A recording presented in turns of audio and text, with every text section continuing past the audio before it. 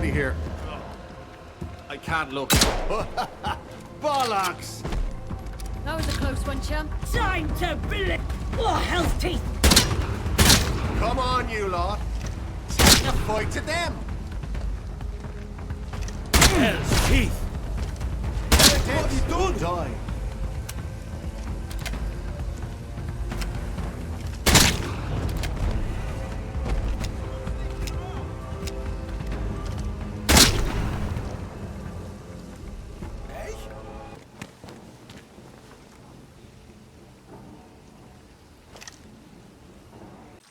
Well, hello again there, friends and fans. Raptor here, and welcome to Atomfall. This game will be releasing on March 27th, 2025, and many of you have had a lot to say about this one.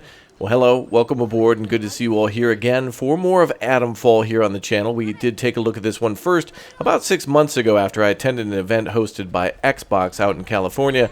Yeah, I was able to try this game and Avowed and a few others that Microsoft has released since then, and a few more that are coming along the way. Well, when I put up my video for this one, you guys had a lot to say about Atomfall, and this game certainly is a game that reminds me a ton of Fallout, hence the name Atomfall, and also a little bit of maybe BioShock and maybe a little bit of Borderlands and a few other games mixed in. But with this being from Rebellion, and of course with a few other games that they've made recently, and of course over the long history that they've had, this one seems to be quite promising, and a lot of you said that the environments looked really good and that they needed to work on the AI and some of the combat, and that was about 6 months ago, and they may have gotten some feedback from then to be able to basically tweak some of the basic AI and also some of the combat for some weapons. But in this game, what we're showing here today, courtesy of the devs, and thanks to them for inviting me to a remote event, which you're going to see some footage where it's going to be rather laggy for me. It might be very smooth in video, but for me, things like blocking and shooting were rather difficult just based on the the environment in which I was recording. So take anything that you see gameplay wise with a grain of salt. It might be completely different for you if you're skilled, or maybe you'll fare worse than me. But in today's video, I wanted to goof around and toy around with some of the things that you guys had commented on in the previous video.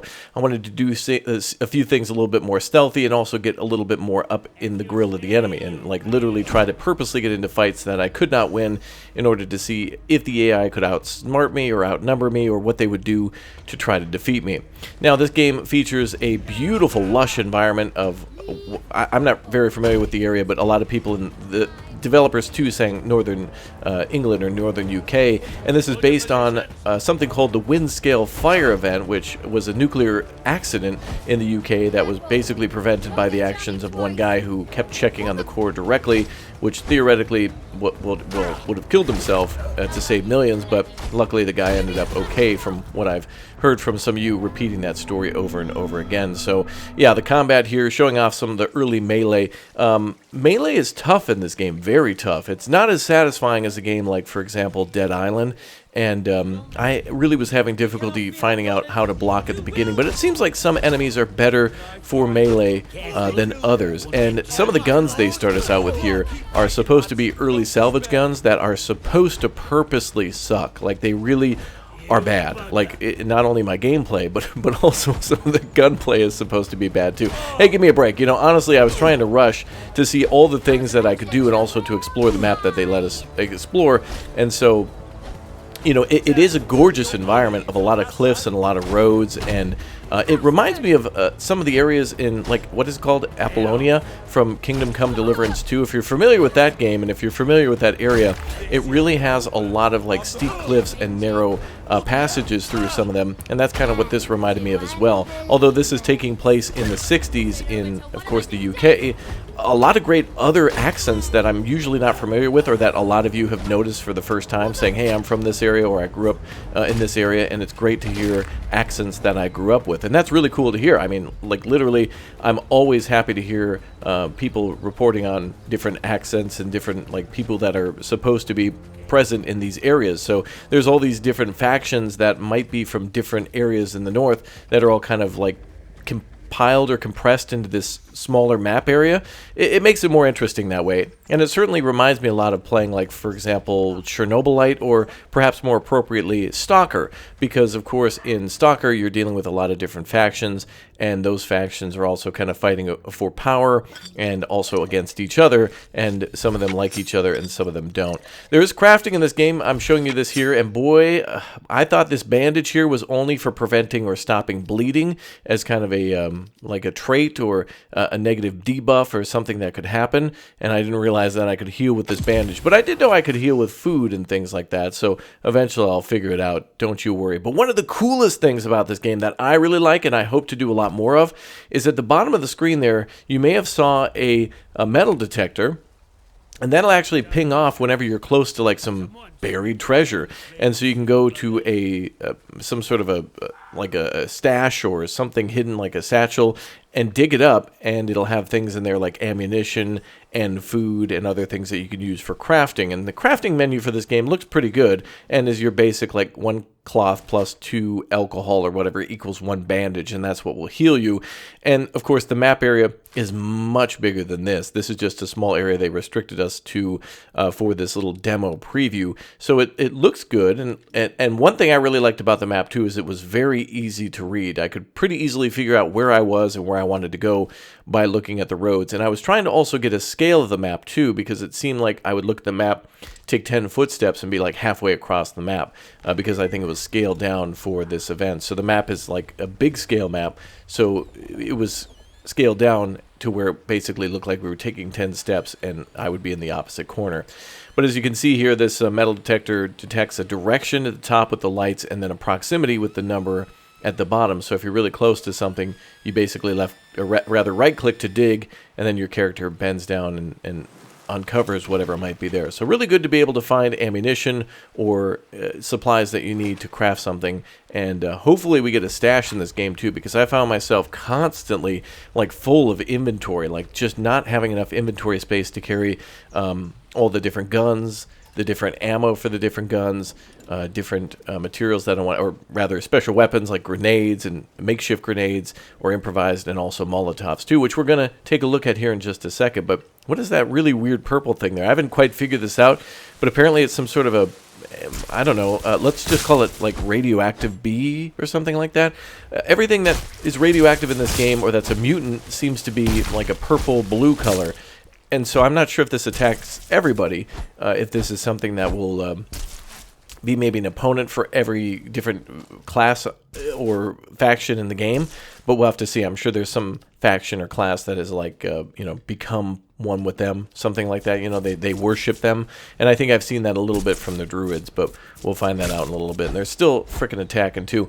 One thing that surprised me when you go into the pause menu in this game, or the crafting menu, the game does not stop. So if you're trying to make something real quick, like a bandage, or try to get something made, and then like ammunition or something for your gun, not only of course do you have to reload that in real time, but you also have to do your menuing. So stealth is pretty important here, and I saw a great opportunity here for a group patrol to then fall victim to my Molotov. And yeah, anybody who has guns in this game is pretty damn tough, and they're a very good shot too.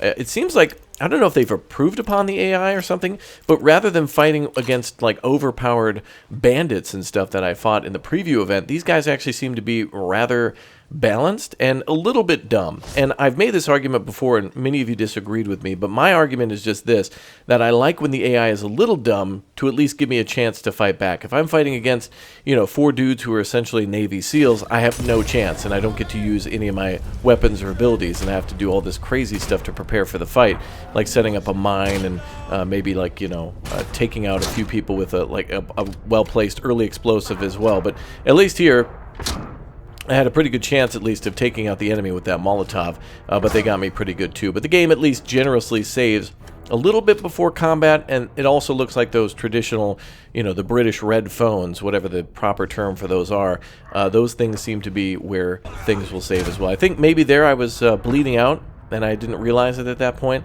I thought I got shot, but also taking cover behind trees seems to be very exciting. And the gunfights I got into by hiding behind a tree is actually quite fun. And, you know, the enemy, again, yep, very cracked shot. That guy, I think he had just a .22 rifle or a handgun, and that guy was able to take me out at range as well. So the AI actually smart enough to go to trees, take cover, and actually shoot at you rather than rushing you and just being stupid. Although some of them do rush you and they're stupid. So it does provide some sort of a diverse level of training for all these folks, where some of them are just idiots and they're just rushing at you with like a sickle or an axe.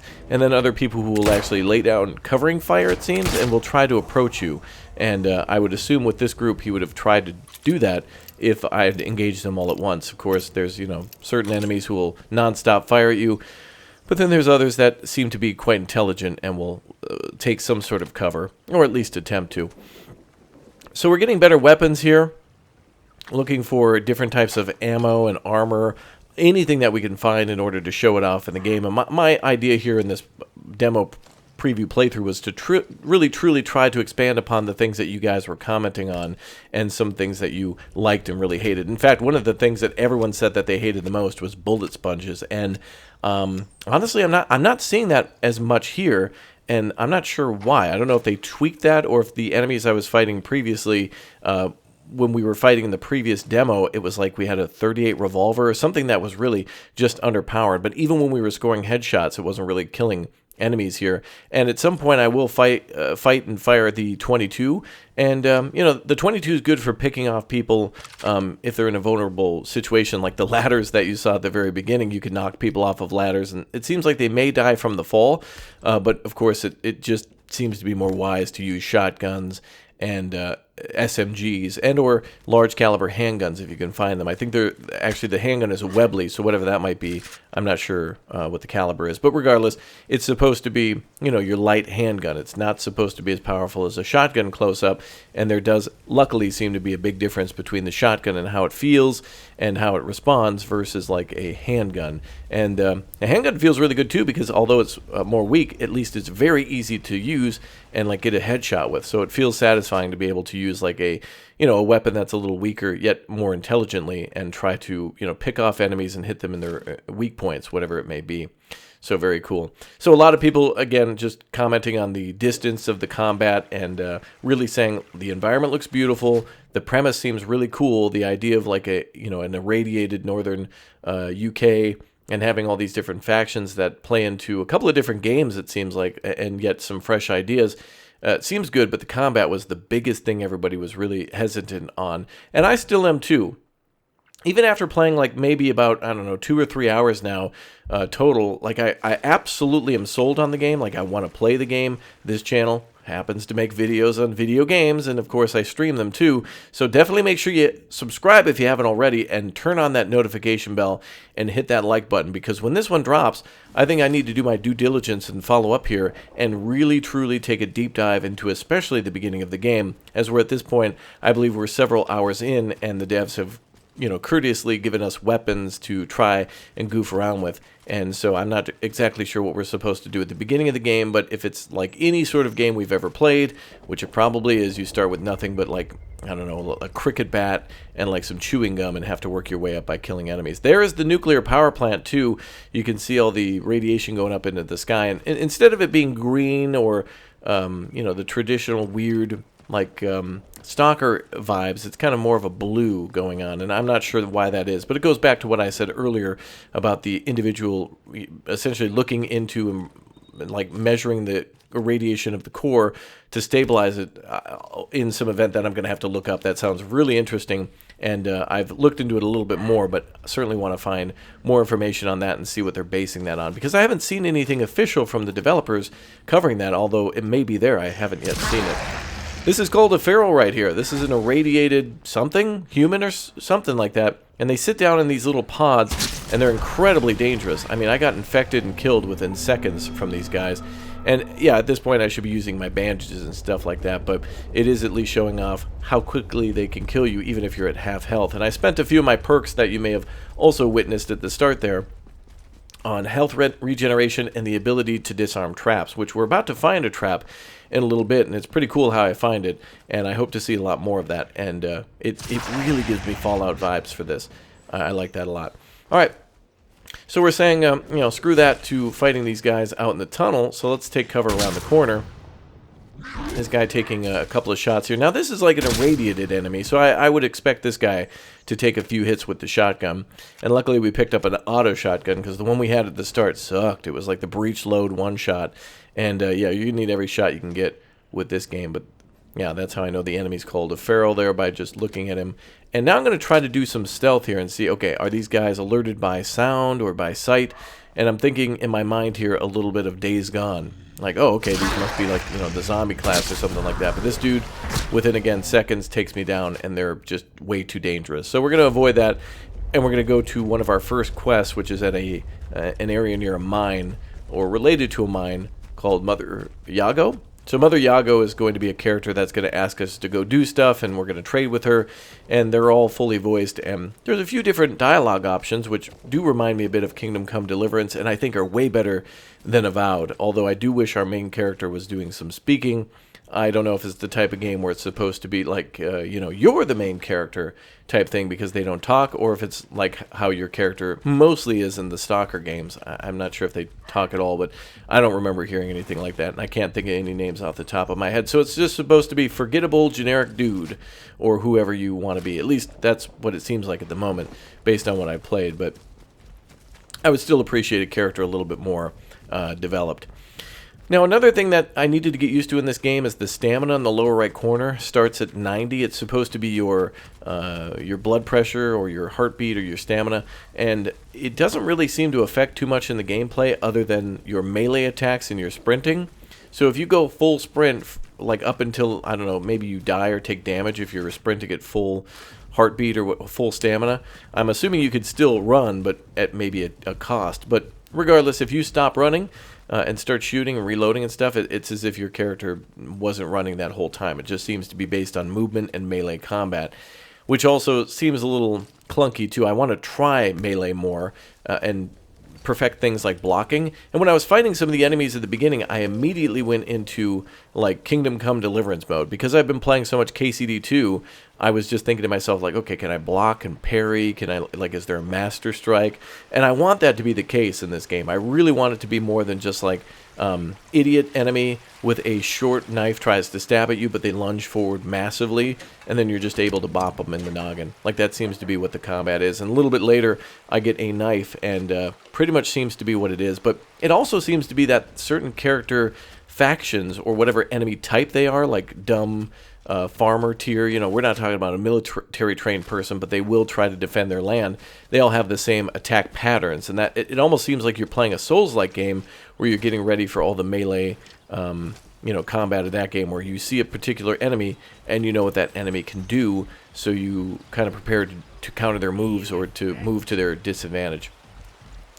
Another thing that I've noticed through this playthrough is that if you get close to enemies, they'll start to comment and say things like, hey, we don't know who you are, hey, what are you doing here, what are your intentions?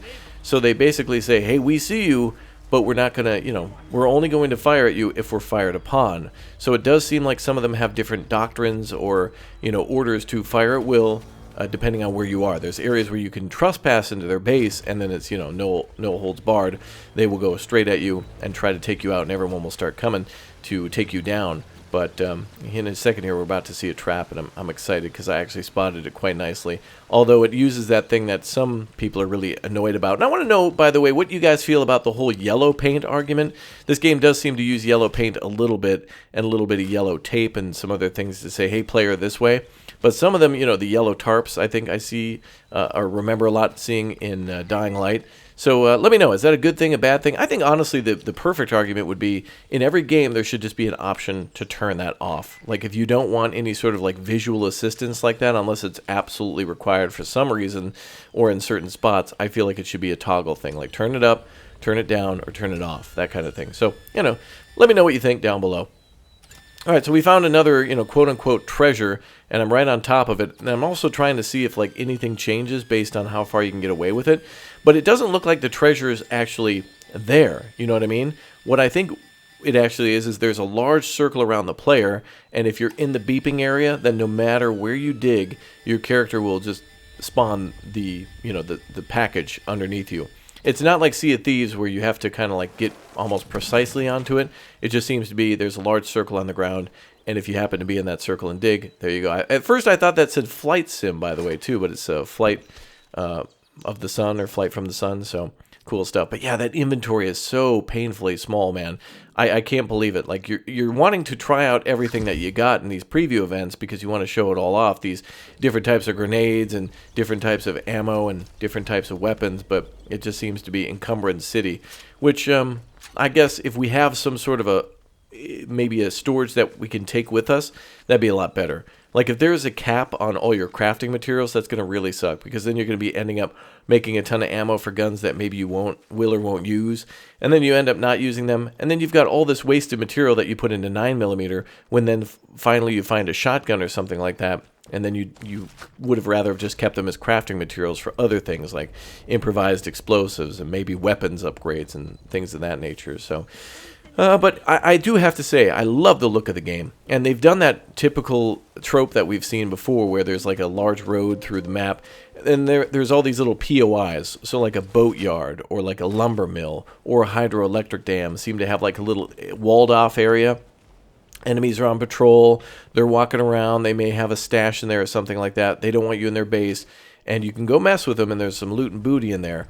And later you'll have to go in there for a mission or something like that. But this game also does seem to have these large dungeon areas. When we get to a hydroelectric dam later, there will be a whole like we can actually enter an area, and there's a whole like interactive section of multiple doors that we can go through to access different sections of the dam that are that load in. So this does seem to be an open world game by definition, but it also has these like elements that will load in, and we'll actually have to like navigate that way and go through different doors to get to different sections rather than it being like, a subworld. All right, let's listen up to Grandma here and see what she has to say. Don't mind me. Everybody knows Mother J go around here. I mean no harm. Folks that find their way to me are usually in need of something. What's on your mind, dear? Perhaps I can help. Take care, won't you? Yeah, so she tells us, hey man, don't kill anybody, but go get my book. But we end up slaughtering a ton of people, so, whatever. It is what it is. I don't think it actually has any sort of impact on the factions to walk into their base and slaughter everyone. They'll be hostile to you no matter what you do. But another thing that was confusing in this game is the navigation. From what I've played, at least in this section, is very confusing. I can't find a way to like mark certain targets or to find out where certain things are. They'll tell you, hey, go here, and then you can hover over that location on the map and see what it is. So it'll say, hey, go to the mine, or go to this area to get to the entrance of this other area, and you can see where that is on the map. But it's rather difficult to like mark things and have it on your compass that up at the top. So you're constantly looking like, okay, I need to go west, but then when there's a roadblock in the way and you have to go east and then north and then back west, you kind of have to try to figure it out. Anyway, a little bit of stealth there, sneaking past those guys, and we'll have ourselves a the tripwire that I happened to find where it looked a little sus, and I come to a full stop, and I'm pretty proud of myself, guys. I'm very proud. I saw a little Molotov trap, and there is a perk to not only disarm those, but also to collect the materials from those, so string and maybe glass, and in this case, actual Molotov too. So cool. We'll be using that a little bit later. But yeah, so the navigation of the game, I don't know. It must be a me issue. I'm hoping it's a me issue. I just didn't have enough time to really like set objectives and look at main and side objectives. I tried to stay at least to the main objective, but wanted to goof around, especially looking for extra packages and satchels and other buried treasure. See if I could peek at lore from time to time, and also hopefully try to find some better weapons to show off stuff that's not just completely rusty. And another thing is that, this is taking place in the early 60s. It's only been about, 15, 20 years since a lot of this stuff was made for the Second World War just before. So, a lot of it is just, horribly maintained, as if, you've gotten it out of a crate that was submerged in a river for, the entire time. So it's I hope there's a way to repair weapons or, make them better. Although I haven't seen weapon durability, so a lot of you will probably be happy with that. For the cricket bat and for the axe and some other things, I don't recall if I've seen that. And same with the weapons, too, where it's like, oh, your shotgun's about to break. Go get some other, springs out of the mattress and some other weird parts to then fix the shotgun. I haven't seen any of that.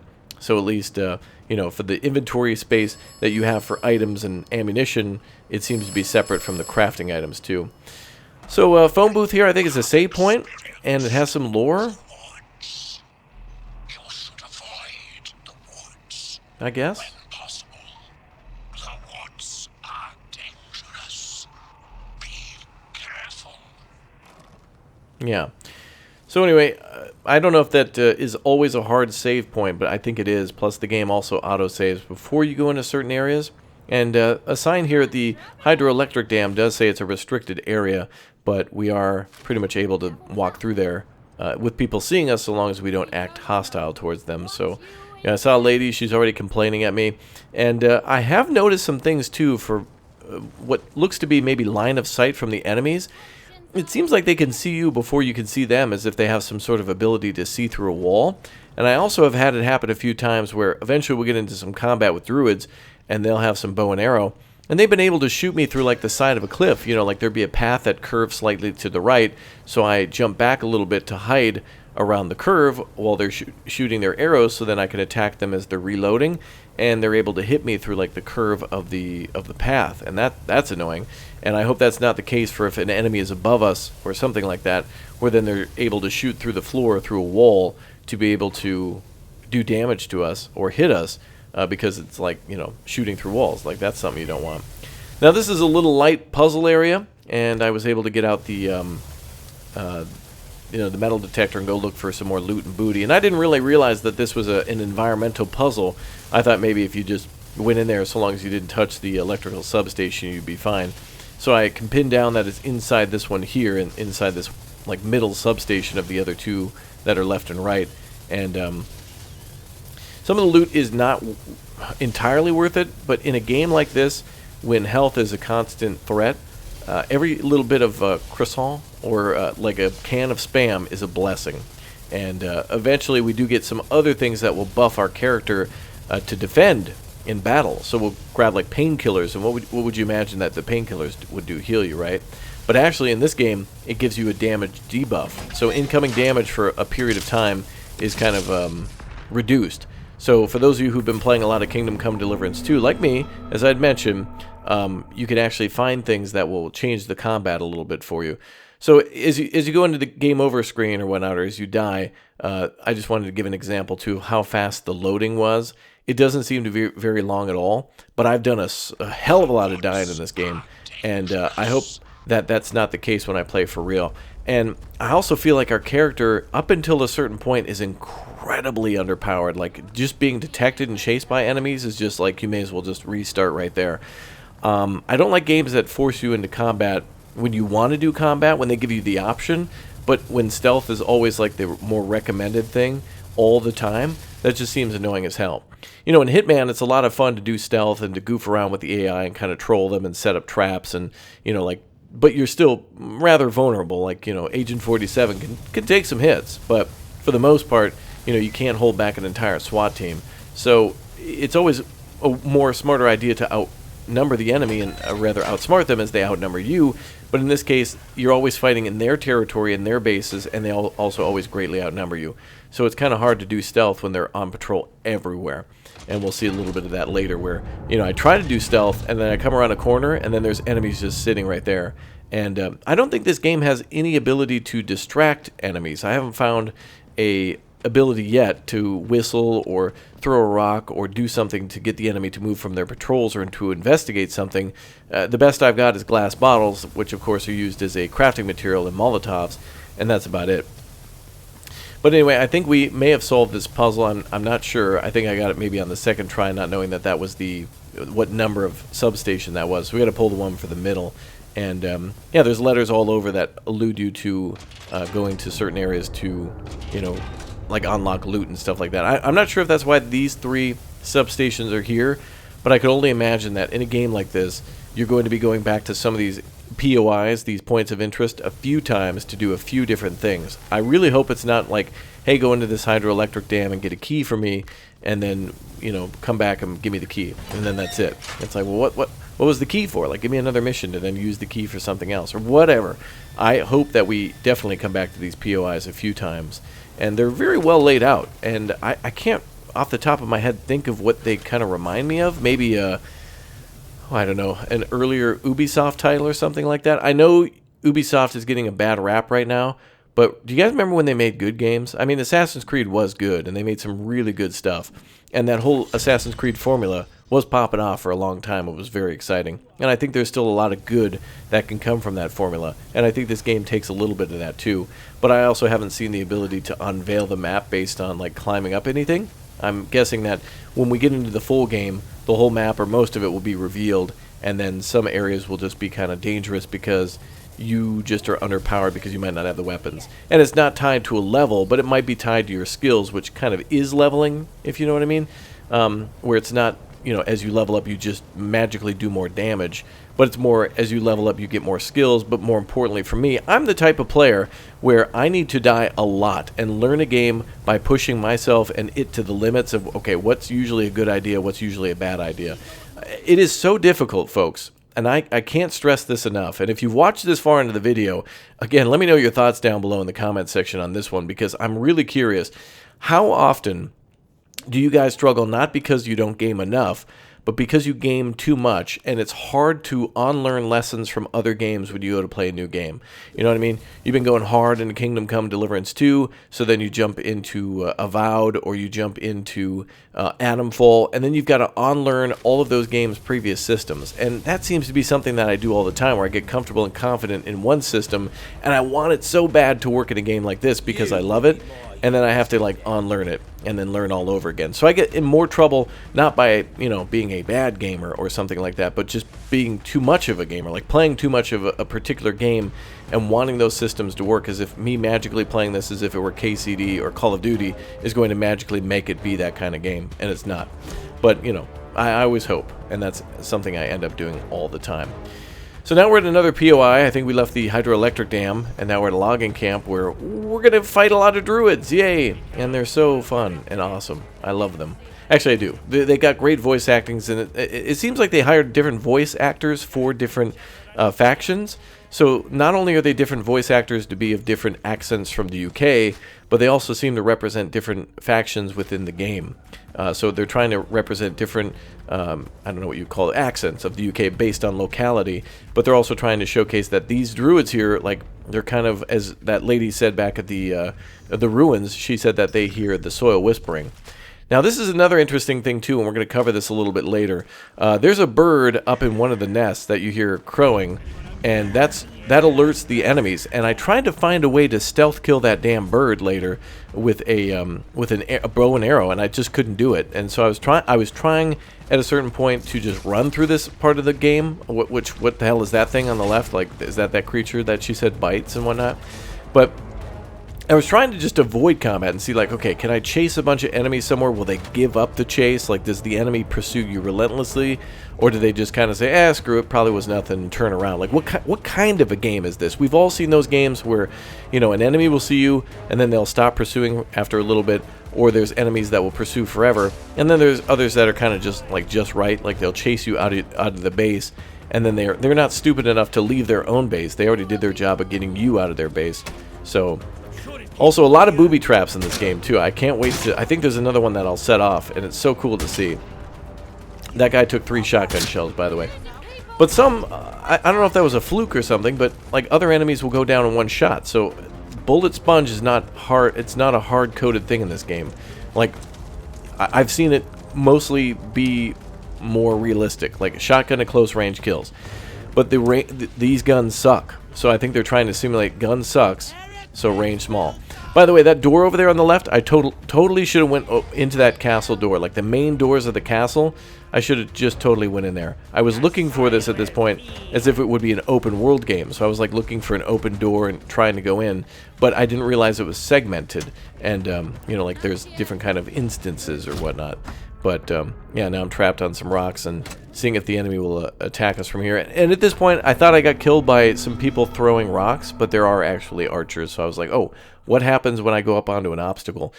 And in our previous playthrough of this game, I jumped up on top of a roof, like a, just a small, like, garage for a vehicle, and the enemies were just standing there staring at me the whole time. And I was just thinking, like, boy, this is going to suck. Like, the enemies just stand there and don't react to you at all. Like, that's it. But luckily it seems like at least there's some ranged enemies now that aren't all just ammunition and like guns all the time. So the druids focusing more on being like farmers, so they're all armed with like sickles and farming knives as they call them, and also bow and arrow. So we will luckily eventually get a bow and arrow, and it's a pretty good weapon, but they are a little they're arrow spongy, let's say. I've had it take like 3 hits to the chest, like 2 to the chest and 1 to the head to take someone down, where I hit them in the head first. And I'm thinking to myself, like, how are they not taking an arrow at like almost point blank range? Didn't kill this person? Okay, let me shoot them 2 more times. All right, and there goes a trap swinging from the trees too, which was awesome. That was really cool to see, the main road kind of defended like that. Love that. Death to unbelievers. And we're just going to kind of continue to run from these guys for a while. I'm trying to avoid the fight to see if I can get to somewhere where I can like lose them and then try to be more stealthy and infiltrate. So there's definitely a section to this game where it's going to be a lot more difficult to sneak through certain areas because they're just massive. Like the enemy here especially seems to have a massive base that is just covered in tall grass. And I feel like it's not going to be worth it, for me at least, to walk through an entire enemy base and then just be detected at the very end. Like, that would be so frustrating. And then to lose all that progress because, like, a bunch of people gang up on you is just totally annoying as hell. So anyway, I will eventually learn, and I'll try to start doing things stealth. But it seems like semi-stealth is a little better here in this game. So try to, you know, take down a few enemies. But their patrols seem to be almost in their own world. If you have 2 patrols, like, think of a fork in the road. And if you wipe out a whole patrol with loud guns on one side, the patrol just on the other side of like some trees and stuff won't hear you. So people will call for help and be like, hey, he's over here. And a couple people will come over, but the whole base doesn't come running. It's like 5 or 6 people will come over, like the patrol itself and a few people nearby, but not the other patrol. The other patrol doesn't go to, you know, Patrol Alpha doesn't go to Bravo to assist. And so it's super confusing. So anyway, but yeah, I just want to leave some of those deaths in to show like the loading times pretty quick. But also, they're loading us fairly far away from like the objective. So I'm not sure if there's like a quick save. There didn't seem to be one in this playthrough or whatnot. But again, this is kind of just it was a preview to just show off the gameplay. So I'm not sure exactly what will be here in terms of like save files, both quick save and like an exit save or something like that. I'm sure there will be something like that, but just not sure what. But looks like these guys' colors are also blue and white, indicating that radiation that's coming out of that nuclear power plant, which, again, seems weird to me. Everybody reminds me of, like, the Smurfs or Braveheart or something like that, but I don't know, it's cool. But yeah, I'm really hoping that there are missions for some of these factions where we aren't constantly fighting these guys all the time, because as you can see, they're a little dumb. Like, they're literally rushing me with a shotgun. And I think again, me shooting just a moment ago there, I think that really comes down to the fact that this gun is crappy and has a really short range. So like lower damage and lower range because it's crappy, more than these guys being a bullet sponge. Because I've shot people with the 22, and I feel like I've done more damage with the 22 with 2 shots than I did with the shotgun at like close range. But I think it comes down to the weapons, and I really want to get good weapons in this game, but they're all just like garbage World War II weapons. Not that they're garbage weapons, but they've been horribly maintained, and they're just not great.